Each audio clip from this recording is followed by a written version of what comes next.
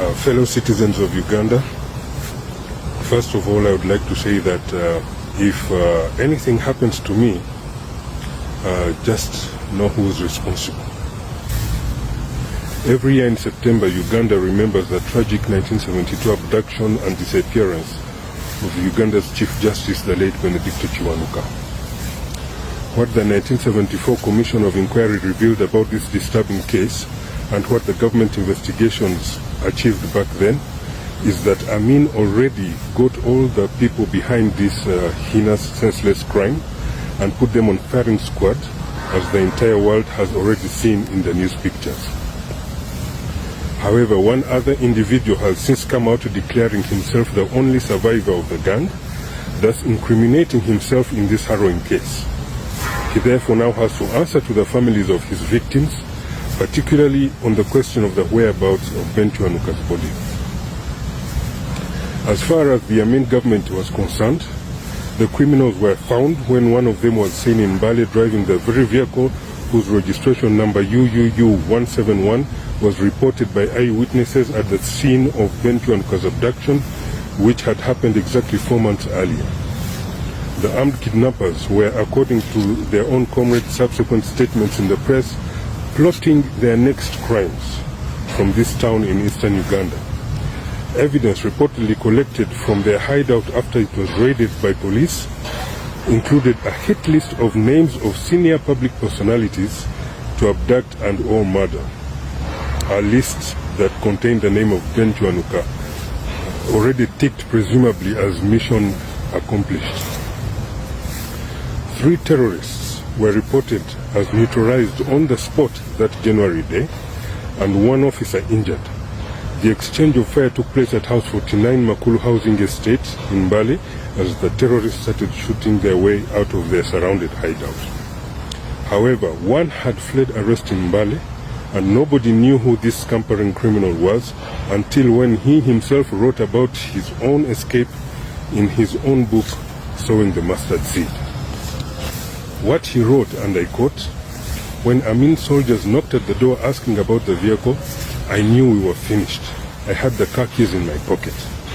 So he knew that the investigating officers had followed up the investigation properly and connected the dots and got up to him and the fellow criminals, knowing what they had done on September 19th, 1972 to Chief Justice Benedicto Kiwanuka. This case is therefore really simple. The person driving Volkswagen number UUU 171 clearly has some explaining to do to the people of Uganda regarding the Ben Kiwanuka case. Meanwhile, it seems that the fugitive was originally just trying to show off to the public that he once fought Amin's soldiers in Mbale, forgetting that this incident was a security operation specifically hunting for Ben Kiwanuka's kidnappers, and thus the unwitting revelation by the fugitive that he was one of the people surrounded that day at House 49, and also that he was the driver of the vehicle parked outside that house, links him directly to Ben Kiwanuka's abduction. Basically, had he just shut up about the whole Mbale incident, nobody would have ever been able to connect the dots, nobody would have ever been able to link the crime to him ever, and I wouldn't be writing this sad history here today. It all started on 19th September 1972 when a major invasion of Ugandan rebels from Tanzania took place. They were, however, swiftly defeated in battle and started undressing frantically. Each one left their rebel uniforms wherever they were and ran to mix into the civilian population, where citizens themselves first started clobbering them in mob justice. However, others managed to flee for dear life and vanished in thin air. Just 3 days later, on 22nd, Chief Justice Benedicto Kiwanuka was abducted in broad daylight from his offices in Kampala. In the 3 months following Ben Kiwanuka's abduction, at least 8 other senior personalities were also kidnapped and disappeared in exactly the same modus operandi, never to be seen alive again. These include Joseph Mubiru, Governor of Bank of Uganda, who was abducted just 1 week after Ben Kiwanuka, then followed by the kidnap of Frank Kalimuzo, Vice Chancellor of Makerere University, Minister John Kalema, Minister Basil Bataringaya, Haji Kasigwa, town treasurer of Jinja, Jolly Joe, who was a comedian and labor activist, and several others. May their souls rest in peace. But it all started with Ben Chwanuka, Uganda's first ever indigenous prime minister, a legacy not diminished even by time. Many might have seen a picture of Captain Tom Masaba of the Uganda Army surrounded by his fellow soldiers before he was executed by firing squad in public on 10th February 1973. He is reportedly the person who gave the terrorists the vehicle whose number plate eyewitnesses had noted in the broad daylight abduction. The eyewitnesses had actually reported a Peugeot 504, registration number UUU171, but when police checked the vehicle's register at the Ministry of Transport, they found that this number was registered actually to a Volkswagen, not a Peugeot, and that the Volkswagen actually belonged to the army. So investigators went to the military to find out who in the army had been assigned the Volkswagen. That's when Captain Tom Masaba was summoned as the person who was assigned the Volkswagen Beetle UUU171. A thorough interrogation then took place, and Captain Tom Masaba made all the revelations about the terrorist group he had been working with behind everyone's back, including how they had simply swapped the number plates of the two vehicles. Masaba also gave information about the whereabouts of the Volkswagen and the terrorists' hideout. Acting on this information extracted from Captain Tom Masaba, investigators mounted surveillance at House 49 Maluku Housing Estate. It is then that undercover agents saw the wanted Volkswagen arriving at the premises. Other terrorists were inside the premises already and about to have a meeting on their next operation. Police decided to knock at the door. Simultaneously, other raids took place which netted 12 terrorists alive, including the late James Karambuzi, all of them arrested on information obtained from Tom Masaba's interrogation.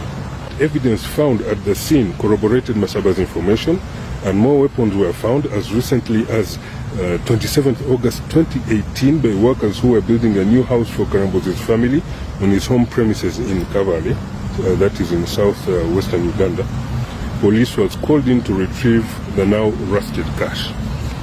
However, back in 1973, when asked if he had any last words, Captain Tom Masaba apologized for his crimes to all the Ugandans watching the firing squad that day. I have not written all of this lightly and have done so knowing that those who feel entitled to getting away with murder might be displeased.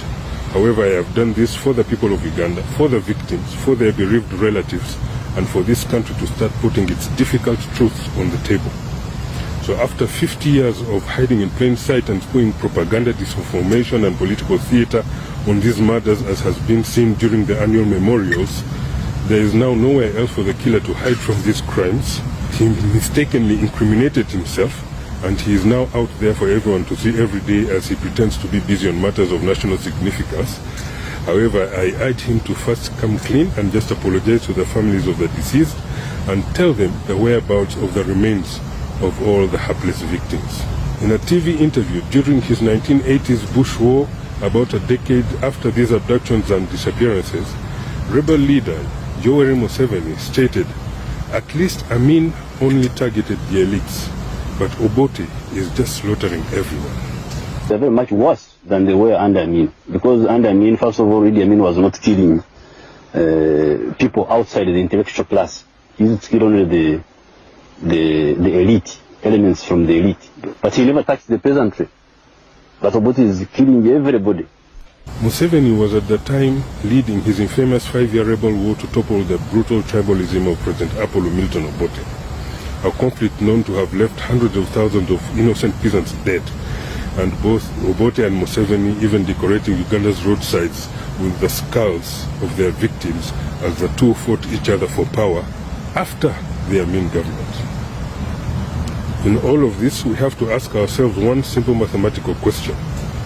If on one hand Apollo Milton Obote was a mass murderer who was just slaughtering everyone, as Museveni says, and then on the other hand, Museveni was found in Mbale instigating and carrying out the very abductions and disappearances of elites whom he then says Amin killed, who then are the actual two monsters of Uganda?